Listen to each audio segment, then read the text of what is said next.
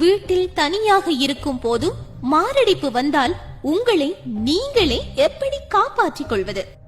வேலைப்பளுவின் காரணமாக மற்றும் இதர சில பிரச்சனைகள் காரணமாக உங்கள் மனம் மிகவும் அழுத்தத்துடன் உள்ளது.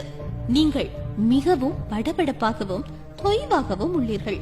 திடீரென்று உங்கள் இதயத்தில் அதிக வலி ஏற்படுவதை உணர்கிறீர்கள். அந்த வலியானது மேல் கை முதல் தோள்பட்டை வரை பரவுவதை உணர்கிறீர்கள். துரதிருஷ்டவசமாக மாரடைப்பு ஏற்படும் போதெல்லாம் இருப்பவர்கள் அதிகமாக தனியாக இருப்பவராகத்தான் உள்ளார்கள். உங்கள் இதயம் தாறுமாறாக துடிக்கிறது. நீங்கள் சுய நினைவை இழக்க வரும் 10 நொடிகள் தான் உள்ளது. இப்போது நீங்கள் செய்ய வேண்டியது தொடர்ச்சியாக மிக ஆக்ரோஷமாக இரும வேண்டும். ஒவ்வொரு முறையும் இருமுவதற்கு முன்னரும் மூச்சை இழுத்து விட வேண்டும். இருமல் மிக ஆழமானதாக இருக்க வேண்டும். இருதயம் இயல்பு நிலை திரும்பும் வரையில் அல்லது வேறொருவர் உதவிக்கு வரும் வரையிலோ ஒவ்வொரு 2 நொடிக்கும் மூச்சை இழுத்து விட்டு இருமிக் கொண்டே இருக்க வேண்டும். மூச்சை இழுத்து விடுவதனால் நுரையீரலுக்கு ஆக்சிஜன் சீராக செல்ல வழிவகுக்கிறது.